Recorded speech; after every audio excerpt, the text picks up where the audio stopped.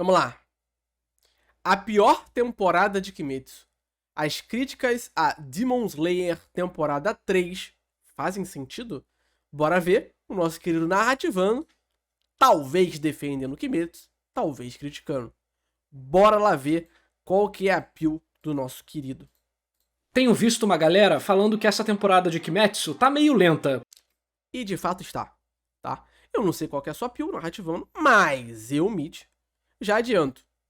Ruim. O problema dessa temporada pra mim, na real, é que eles hyparam muito essa temporada como se fosse, tipo, a melhor temporada de todas. Principalmente em questão de animação. Eles falaram que essa temporada de Kimetsu ia ter uma animação high level. Antes nunca vista, né? Dentro da franquia. Então o pessoal pensou que ia ser algo fantástico. E o que aconteceu, na verdade, foi o seguinte, né? Essa temporada, ela tem uma produção tão ok que, por terem hypado o pessoal, até quem não geralmente critica Kimetsu por causa de animação, tá notando os problemas que Kimetsu sempre teve em questão de animação e produção, né? Falta de criatividade em algumas questões relacionadas à ação, uma direção menos ambiciosa em alguns pontos e tudo mais. Isso sempre teve. Só que esses momentos ruins eram sempre tapados, né? Escondidos com algum episódio ou algum clímax gigantesco que tinha uma catarse tão grande que todo mundo batia a palma e esquecia dos problemas de Kimetsu. Só que essa temporada ela é tão lenta, tão devagar, e esse arco, pessoalmente, eu não gosto dele, é tão ruinzinho. E a produção em si não tem nada de novo ou de grandioso que basicamente até os fãs estão reclamando do bagulho, né? Então é muito doido. E tu vê, né, que quase ninguém tá falando de Kimetsu, pô. Quando o Kimetsu lançou a primeira vez e a segunda temporada, o pessoal sempre falava de Kimetsu. Agora, tu quase não vê ninguém falando de Kimetsu. O bagulho morreu, né? E é assim que tem que ser, né? Esse é o fato. Com umas lutas bem fracas e sem emoção, principalmente quando comparado com o arco passado. E acho que essas críticas estão certas e erradas ao mesmo tempo. Tem tanta coisa misturada nisso aqui que fica difícil entender quais realmente são os problemas da série e o que às vezes é birra de alguém. E acho que às vezes isso acaba injustiçando a obra de alguma forma. Por isso, quis fazer esse vídeo aqui bem simplesinho, pra tentar conversar sobre elas individualmente. Me convença. Então bora bater esse papo. Olha só, eu gosto de Kimetsu no Yaiba, já li todo o mangá inclusive. Eu não amo a obra, mas foi uma experiência bem gostosinha de se acompanhar. Eu também li Kimetsu, tá? E pessoalmente, eu acho que Kimetsu ele pode ser aproveitável quando eu li. Até o arco do bordel. Ali, até ali é ok, assim, tem seus problemas, mas dava pra ler. Depois, fica, pra mim, tá?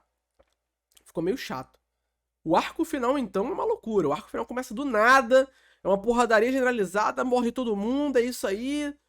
Tá, pá, pô, pimba. E aí acabou. Eu não gostei muito do arco final, não, sinceramente. Tanto no mangá, quanto, obviamente, no anime. Por mais que direção, coreografia e várias outras áreas de edição possam ser criticadas por entendedores da área, e eu mesmo tenho minhas desavenças em como algumas coisas são feitas em Kimetsu, não dá pra negar que o nível de produção do anime é colossalmente maior do que boa parte que sai na temporada. Então, em geral, acho que o anime foi uma melhora enorme em relação ao mangá, tanto em ação quanto ritmo. O anime, ele é a experiência máxima, né, de Kimetsu. Entre o mangá e o anime, se você quer a maior experiência possível, a melhor experiência possível, tem que ver o anime. Impacto e tudo mais. Dito isso, acho que podemos entrar na primeira crítica que viu por aí, que é sobre as lutas, tanto na coreografia quanto na construção narrativa dela. A parte da coreografia, pelo que eu vi, era muito em relação à luta do Muishiro, que foi muito mais um swing shon clean de espada e então um xablau, fim. Que diabos eu quero dizer com isso? Sabe aquele momento final onde ele vai com o cara com o inimigo e dá vários cortes Sim. enquanto tá no ar, fatiando os peixes? E aquela outra cena que ele aparece pulando Isso aqui, ó. Isso aqui é e foda. dá vários cortes enquanto tá Porque ele tá literalmente parado e tem...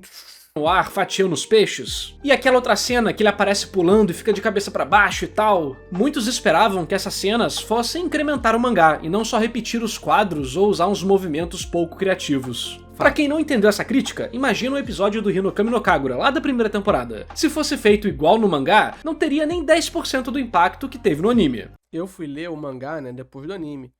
E esse capítulo no mangá, ele é tipo... Tá. Sabe? Ele é só ok. Ele é tipo... Ah, tá bom.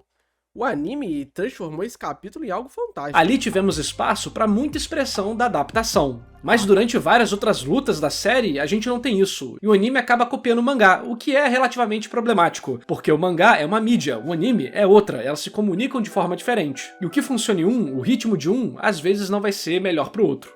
E tem outra questão também, né? Assim,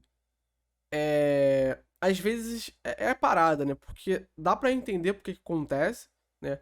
Porque Kimetsu às vezes faz isso, mas o problema central é o diretor de Kimetsu, né? O diretor principal, ele que é o grande problema, porque ele não é um diretor ambicioso, né? Ele é um diretor que lida muito bem com limitações, né? E controla muito bem as produções. Então, aí que tá, né? O pessoal, quando tu critica o diretor de Kimetsu, acha que tu tá criticando, sei lá, o episódio 19. Só que o episódio 19, ele tem um diretor e um storyboard diferente do diretor principal de Kimetsu. Inclusive, o mesmo diretor do episódio 19 é o mesmo diretor do clímax lá do bordel, né? Do arco do bordel. Então é o mesmo cara, basicamente. Eu não sei se ele apareceu nessa temporada 9 e tudo mais. Só que é isso, cara. O diretor principal de Kimetsu, ele não tem tanta ambição assim, né? Porque realmente, a produção de Kimetsu, ela é uma produção que tem que ter um certo controle, porque senão tudo pode desandar, né? Então algumas coisas na animação não ficam tão legais, acaba só imitando o quadro do mangá. O que na animação não é tão interessante, não é tão criativo. A gente entende, mas fica como crítica. Mas só falar a luta podia ser melhor é um ponto complicado, afinal, tudo pode ser melhor. Pessoalmente, eu não fiquei incomodado, pois é algo que eu já espero de Kimetsu, visto que, na minha opinião, essas lutas muito bem coreografadas não são o foco da obra. Não me incomoda também. O pessoal que curte Sakuga, né, o pessoal dessa área que fica mais incomodado e tudo mais. Só que não me incomoda. Eu consigo notar, eu consigo ver o problema ali, mas não é algo que eu falo, putz, agora eu vou ter que dropar o anime porque não dá. Agora eu não consigo mais assistir Kimetsu porque, pô, o quadro de ação tá estático, sabe? Não é algo que, tipo... Mas eu também entendo quem não curtiu. A luta na parte visual realmente ficou bem morna. O poder do demônio peixe já não era lá essas coisas de interessante. E o combate, boa parte do tempo, não parece ter um ciclo tão legal de tentativa e falha. Sinceramente, tudo que tem nessa temporada 3 que o pessoal tá criticando, inclusive os fãs, tem na temporada 1 e tem na temporada 2. E também no filme. Só que antes não ficava evidente porque tinha momentos de clímax e catarses gigantescas. E agora tá meio paradão e meio chato, então basicamente o pessoal tá notando os problemas que sempre existiram. E aí o mundo se virou contra Kimetsu. E por mais que a luta seja rápida em alguns momentos e movimentos, ela não parece ter um ritmo muito bom para algumas pessoas. E sem querer já acabei entrando na outra crítica, que é a coreografia da luta em si. Em geral, boas coreografias de luta são como uma dança. Cada movimento é uma argumentação, uma resposta ao que foi feito anteriormente. Só pensar em filmes do Jack Chan, Jet Li e coisas do tipo. Em anime, você vai achar a mesma dinâmica, muitas vezes misturando discussões verbais com a luta em si. Uma coreografia bem feita também demonstra a história do personagem. Até porque essa é a essência do Battle Shonen, né? O choque entre ideias. Então a discussão sempre vai estar presente no Battle Shonen.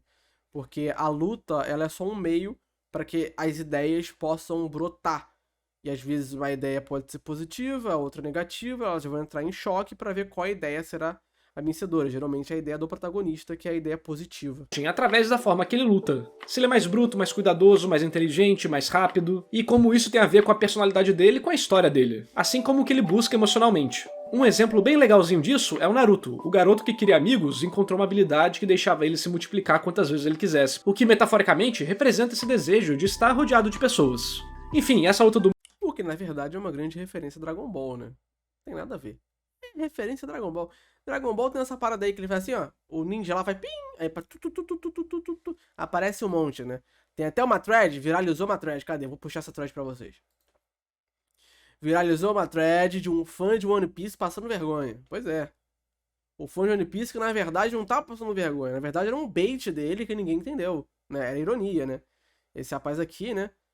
Falando coisas que o Kishimoto roubou de outros animes, porque aparentemente fizeram isso com One Piece, ele se sentiu ofendido, e aí ele fez esse bait, né? E aí ele puxa aqui que o clone das sombras do Naruto foi roubado, né? No caso, o Naruto roubou de Dragon Ball. que o Naruto Kyuubi e tudo mais é uma cópia de Inuyasha, né? Que o golpe mais icônico do Naruto, que é o Rasengan, ele vem de outro show, né? Que é isso aqui. É Nintakun o nome disso, né? Que também é sobre ninjas, né? Esse garotinho é um ninja e tudo mais. E, de fato, o Rasengan provavelmente vem disso aqui, tá? Mas ele fala que o sábio dos caminhos é o Super Saiyajin, isso, aquilo, o outro, bababá. E assim, né? Vamos ser sinceros. Mesmo que seja bait ou não, não importa, né? Eu até comentei sobre isso, que eu falei, né? No dia que o Otaku médio notar que mangakas se inspiram uns nos outros e que pegam elementos de outras obras como forma de referência, homenagem e ou desenvolvimento daquela ideia para uma nova perspectiva, eu acho que o mundo explode. A arte no Japão e o mundo funciona assim. Qualquer arte, gente. Arte no mundo inteiro funcionou assim. Você estuda na escola lá literatura, estuda história da arte lá na escola, você vê que um vai influenciando o outro. E às vezes um nasce para poder se contrapor ao outro. Então é assim que funciona também. Então não é cópia, né? Eu sei que o rapaz provavelmente estava brincando, mas não é cópia, né? Isso aqui é uma referência clara, né? É uma obviedade, né? Mas o fã, o otaku médio, ele não consegue compreender, conceber essas coisas. E aí acaba se tornando esse problemão. Mas realmente é uma referência. Às vezes o autor, ele tá demonstrando que, por exemplo, ele leu aquele mangá clássico, assistiu aquele anime clássico e quer referenciar aquilo e trazer para uma nova perspectiva para mostrar que leu e que consegue fazer algo naquele nível. Então é assim que funciona, né? O mestre e aprendiz. Então, né? Mas o otaku médio é muito complicado. O Michiro com peixe, eu realmente achei que faltou um pouco disso. E, em geral, ela foi muito mais parada do que o normal de Kimetsu. Então concordo que essa parte ficou sem graça por uma junção de motivos. Mas assim, Kimetsu nunca teve uma coreografia muito elaborada, nem no mangá, nem no anime. Só alguns pontos específicos que receberam mais amor que o normal, em geral sendo ou uma sequência de porradas intensas, algo feito pra dar um show mesmo, ou em uma conclusão emocional, como por exemplo o drama da luta contra Daki e seu irmão no arco passado. É o que eu falei, Kimetsu sempre teve esses problemas, só que o pessoal não ligava, né? Porque sempre tinha algo pra poder disfarçar esses problemas. Agora que não teve, e também por essa temporada ter sido hiper hypada, agora o pessoal tá puto. O pessoal tá revoltado. Mas é isso aí, cara. É literalmente isso aí. O anime e o mangá sempre se basearam mais no espetáculo do que em movimentos mais precisos de uma estratégia de pancadaria. Vamos ser sinceros, Kimetsu é o que o cinema hollywoodiano faz, né? Ele é mais espetáculo e menos substância. E onde eu quero chegar nesse ponto? Ele é muito mais show, uau, brilho na tela, animação foda, luta, ui, do que algo complexo, profundo, que tem um drama bom, uma história bem desenvolvida e tudo mais, né? Ele não tem uma substância muito densa, né? Não tem uma história, uma mensagem, um propósito muito forte. Mas ele diverte, né? Porque ele tem um espetáculo. E isso não é algo ruim necessariamente. Só pensar em como Dragon Ball segue uma coreografia que não tem muita estratégia interna ali na trocação de soco, mas é amado por boa parte do público pelo espetáculo que oferece. Então eu penso que às vezes isso aqui foi mais um problema de expectativa de muita gente, o que realmente pode atrapalhar seu aproveitamento da obra. E o problema de expectativa, narrador, como eu já falei, foi um problema criado pela própria produção do anime, que vendeu essa temporada como se fosse algo pica, sabe? E que não foi, e não está sendo. Vai! Já a narrativa da luta, eu acho que é um verdadeiro problema, e muitas pessoas acabam por não perceber. Durante o combate em si, não temos um drama muito interessante. Os poderes de veneno do demônio não tem nenhum tipo de consequência, assim como a estadia do Michiro dentro do jarro de água. Todos os ferreiros... Sem contar que o power scaling é meio bugado, né? Porque o demônio anterior precisou de um batalhão de pessoas para poder derrotar. Esse do vaso foi derrotado por uma pessoa só, por um Hashira. Mas esse Hashira é um gênio, um prodígio. Ele é mais forte e tudo mais, tudo bem. Mas uma pessoa só é forçado. Saem ilesos, assim como Hashira, e o desenvolvimento dele é polêmico. Temos toda a parada do Tanjiro fazer ele lembrar do seu passado e recuperar sua identidade, a força, a determinação, mas eu não senti impacto suficiente nem nas breves interações com Tanjiro, nem no processo dramático interno dele se lembrar das coisas durante a série. E por mais que o momento de tensão seja um dos catalisadores emocionais pra essa lembrança, ela simplesmente não foi legal pra mim. Não tô falando que não tem valor, mas pra mim ficou muito fraco. E o design também desses daí são feios, hein? Esse bicho do vaso aí é feio pra caramba. Não dá pra levar a sério, né? Não dá pra levar a sério, né? Não senti que houve tempo suficiente pra tudo isso ser demonstrado na tela de uma forma legal. É aquele negócio, a intenção pode ser boa, a intenção pode ser emocional, a intenção pode fazer sentido. Mas se não for bem construído no roteiro, muitas pessoas vão ter problemas. Fato. Porque naturalmente a gente sente que tá meio fraco. Pra você ver como a luta não tem um grande drama assim, simplesmente temos o fantasma Jedi do Tanjiro aparecendo, então ele toma a forma do pai do moleque e Xablau, ele é super poderoso agora. Sério, isso foi desanimador pra muita gente, e pra mim também. Por mais que os personagens dentro da história possam ter essa conexão, se essa conexão não é feita com o espectador, aí dá problema. E com várias pessoas eu sei que foi o suficiente pra rolar uma conexão, mas comigo e com muita gente também, não foi. Isso não torna o momento um lixo, e acho que a galera exagera. É falando na obra que uma lua superior tem poder de 3 Hashiras. Gera muito em criticar Kimetsu. Porque, sinceramente, pra mim, o mangá inteiro tem mais essa vibe, desses elementos emocionais que não me pegaram. A menininha lendo Blade, mano. Talvez por ser um mangá mais simples, que é uma porta de entrada, que se foca mais em ser uma experiência divertida e bacaninha de se ler, não se preocupando tanto em fazer aquela parada super profunda ou com muitas camadas escondidas além da superfície. Por isso, acho que aqui, o problema foi mais do desalinhamento do drama e do tempo que a gente tinha em tela, que tirou boa parte do impacto que a cena poderia ter. Eu meio que senti que a vitória do Mushiro não foi merecida, igual a vitória do arco passado. E de certa forma, parece que foi um desrespeito com o Hashira do Som. Olha o nível de escala das coisas, a dificuldade que eles passaram e tudo mais. É, isso que eu falei. Será que realmente o peixão era mais forte que a Daki? Será? Beleza, podia ser mais forte e talvez mais burro, isso justificaria a cena. Assim como o Mushiro ter liberado um poder que talvez o outro cara não tivesse liberado. Só que, e daí? Se a narrativa não faz a gente sentir esse mérito, entre aspas, pode ficar meio esquisito. Exato, porque assim, no final, vence quem o autor quer. A autora de Kimetsu, obviamente, queria que o Mushiro vencesse. Então ela ia inventar uma desculpa pra ele vencer. Só que a forma como essa vitória é construída, às vezes não é tão positiva, não é tão legal. Tu não sente o mérito do personagem de derrotar o outro, entende? Pra piorar a administração dessa cena, a gente pode ter um desvio de interesse que pode incomodar vários leitores, ou espectadores no caso. O Mushiro era só um Hashira qualquer ali, ele não teve basicamente nenhum tempo de tela antes disso. E o demônio que ele enfrenta nunca fez nada de interessante, nem na história, nem emocionalmente pra gente. Então fica mais difícil dele se conectar com o espectador, e gerar o mínimo de interesse. Por exemplo, o velho cabeçudo lá ataca os protagonistas. Já a Daki e o Gyutaro tem um arco inteiro só pra eles evoluírem como vilões e impactarem quem a gente gosta. Fato. O peixão só tá lá, ele não faz nada de relevante emocionalmente e serve só pra dar problemas funcionais pro roteiro, separar os Hashiras, destruir a vila, etc. Tudo isso faz sentido no mundo, mas na história acabou não gerando emoção ou conexão suficiente pra muita gente. Todos esses problemas acabam se juntando e tornando essa luta mais problemática do que deveria, e incomodando uma galera. Também vi gente reclamando do flashback, e bem, é fórmula Kimetsu, né cara? Muitas vezes esse recurso é utilizado em momentos de graves consequências aparentes, pra simplesmente trapacear no roteiro e fazer aquele drama fake. Ah, vai morrer, mas não vai, porque lembrou da família e ela pediu pra ele continuar. Fala. Que é outro ponto problemático pra algumas pessoas. Aqui um balanço é importante, porque você quer fazer aquilo pra tornar a cena do futuro mais emocionante, mas também não é recomendado fazer isso pra gerar uma justificativa pro personagem sobreviver de forma forçada a algo que talvez não devesse. Fato. Que leitura do narrador. De qualquer forma, mesmo com esses problemas, nesse arco rolou uma parada um pouco mais interessante do que o normal. Ao invés de termos os flashbacks dos inimigos, tivemos o flashback dos aliados. E isso é mais importante do que parece, porque é uma preparação pro arco final, e a autora precisa definir quem são esses Hashiras, qual é a história deles, quais seus poderes, o que os motiva e por aí vai. Então, por mais que possam ter tido problemas, acho que é um elemento que precisava rolar. Talvez não rolou da melhor forma ou no melhor momento, mas precisava rolar. É, isso é verdade, precisava acontecer, né?